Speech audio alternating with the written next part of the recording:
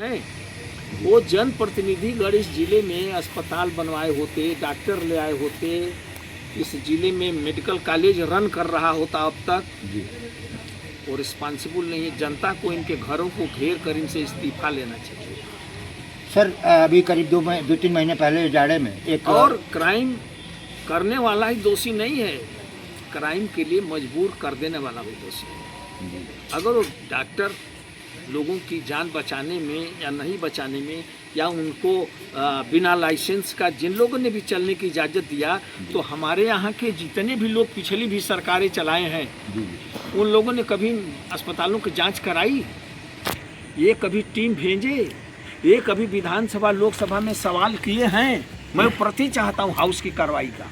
नहीं, आप उन डॉक्टरों को केवल दोषी दे करके आप पीठ नहीं ठोक सकते हैं। मीडिया के लोग रियल रिस्पॉन्सिबल डेमोक्रेसी में इलेक्टेड पर्सन है, चाहे आज इलेक्टेड हो चाहे कल इलेक्टेड हुआ हो, वो सब जिम्मेदार है। बलिया की जनता की मौत के सब कातिल हैं।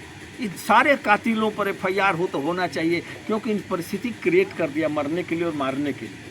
तो आखिर सर इतने बड़े जिले में ये अवैध अस्पताल खुल जाते हैं और बहुत बड़े बड़े अधिकारियों की गाड़ियाँ वहाँ से निकलती हैं और जिले के सारे अफसर भी जानते हैं, फिर आप अधिकारियों के पीछे पड़े तो बहुत छोटे लोग होते हैं। ये तो पैसा कमाने के लिए नौकरी ही करते हैं, जिम्मेदारी उनकी। ये तो पैसा कमाने के लिए नौकरी ही करते हैं। एक बात ध्यान रखिएगा, जितना भी आदमी कंपटीशन की तैयारी करता है वो सुभाष चंद्र बोस बनने के लिए नहीं, सुभाष चंद्र बोस और बागी बनने वाले जनप्रतिनिधि हो जा रहे हैं कि हम जिला के नक्शा बदल देंगे।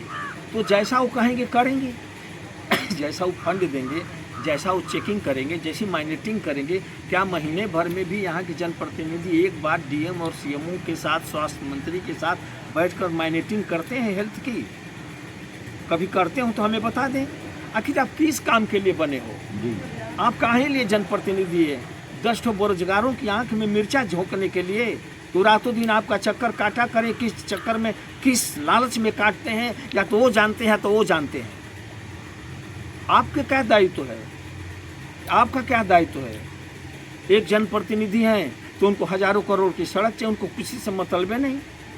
वो सड़क बनाते हैं, पैसा जोगी जी देते हैं, वो सड़क बनाते हैं। पैसा जनता का है, सरकार देते हैं, वो सड़क बनाते हैं और कहते हैं कि हमने बना दिया। अरे आपने बना दिया कि अपने प्रॉफिट कमाया? तो क्या इसकी ललकार कोई लगा सकता है? इसके लिए क्यों नहीं मुख्यमंत्री आवास पहले अनशन कर रहे हैं?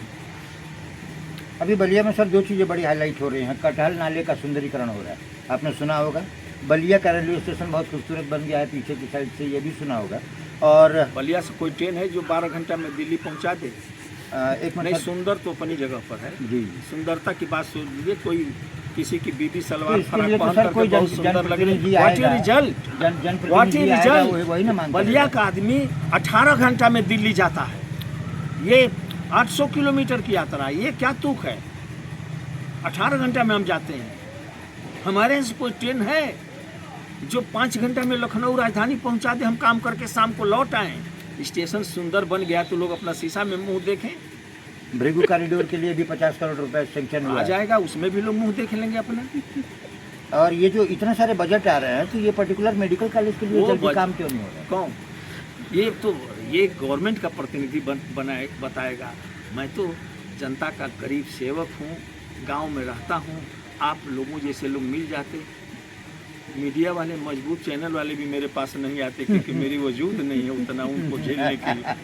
विधायक जी ने बहुत बड़ी बात कह दी, और हम ये कहना चाहेंगे कि विधायक जी एक बात बताएं। आप खूब पूछ लीजिए जितनी दिल में तमन्ना हो। जी। हाँ, कोई कोताही न करिए। हमें एक चीज़ देखने को जरूर मिली दोस्तों की बलिया में डीएम साहब ने मीटिंग ली, स्वास्थ्य विभाग के अधिकारी आए, बड़े बड़े आला अधिकारी जो जिले स्तर पर होते हैं सब आए, यहाँ तक कि आजमगढ़ के कमिश्नर को भी आदेश देना पड़ा, तब जाकर के यहाँ पर निजी अस्पतालों पर पड़ने लगे हैं छापे। लेकिन इन छापों की सच्चाई के पीछे भी विधायक जी मैं आपसे बात पर चर्चा करना चाहूँगा।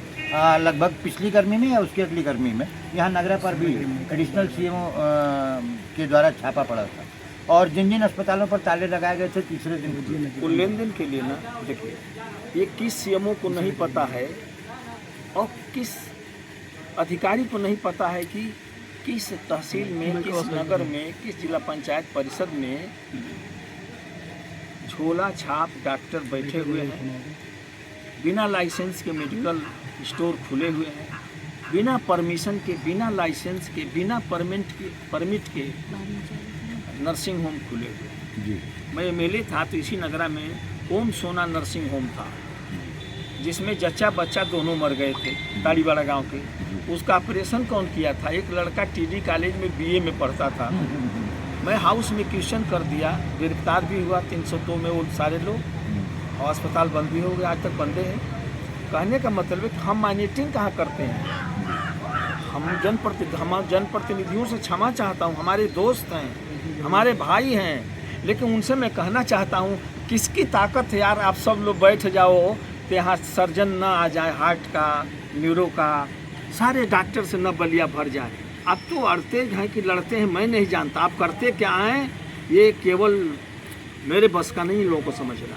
तो हम ऐसा कह सकते हैं क्या कि ये देखिए, अभी आपने कलेक्टर की बाकी कलेक्टर होकर तो सरकार के प्रतिनिधि है ना। जी जी तो जनप्रतिनिधि जैसा कहेंगे वो करेंगे, सरकार की नीतियों को लागू करते हैं। लेकिन ये मैं कहना चाहता हूँ कि अगर सरकार नहीं चाहती है कि मेडिकल कि नर्सिंग होम अवैध चले, तो फिर आज तक चल क्यों रहे थे?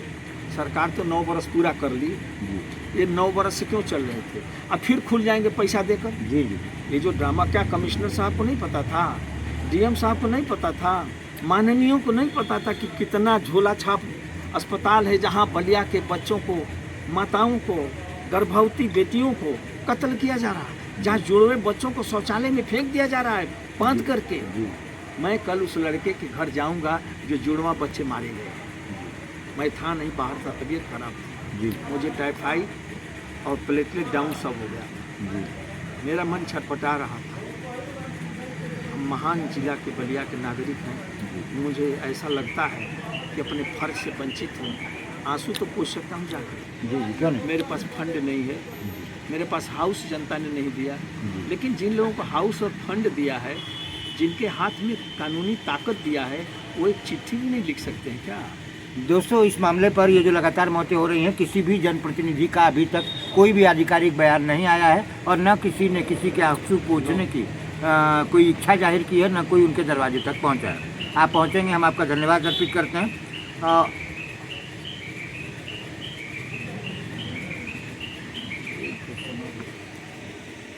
विधायक जी, एक बात बताएं, कल एक नया रूप बलिया की जनता का देखने को हमको मिला कि बलिया की जनता ने कैंडल मार्च निकाला उन बहन और बेटियों की मौत पर। आगे रोड पर आ करके जनता अब धीरे धीरे, जो बागीपन बलिया का कहा जाता है, उस तरीके से है। तो आप क्या देखते हैं कि आने वाले भविष्य में कहीं ना कहीं सरकार पर इसका असर पड़ेगा? देखिए, सरकार पर कोई असर नहीं पड़ेगा। सरकार प्रचंड बहुमत से फिर आएगी, लिख कर दे सकता हूँ।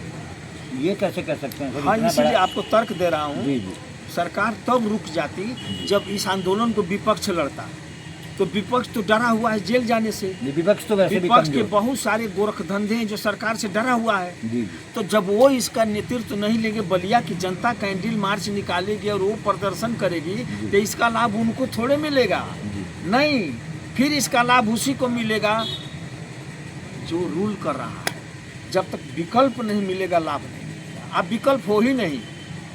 आप तो सरकार के ही आड़ में अपना काम कर रहे हो। मैं मुंह खोल दूंगा तो बहुत लोग मुंह दिखाने जो नहीं बचेंगे। जी हाँ, मजबूत विपक्ष की आवश्यकता लोकतंत्र की महती आवश्यकताओं में से एक होती है दोस्तों, क्योंकि लोकतंत्र में यदि विपक्ष मजबूत नहीं है तो कहीं ना कहीं राजशाही वाला शासन चलता है। मैंने विधायक जी से कुछ महत्वपूर्ण बिंदुओं से बात की और काफ़ी समय ले लिया, क्योंकि विधायक जी इस समय थोड़ा अस्वस्थ हैं, इसलिए हम उनको ज़्यादा परेशान करने का प्रयास नहीं करेंगे। दोस्तों, कैसा लगा हमारा ये छोटा सा प्रयास, हमें कमेंट में ज़रूर बताइएगा।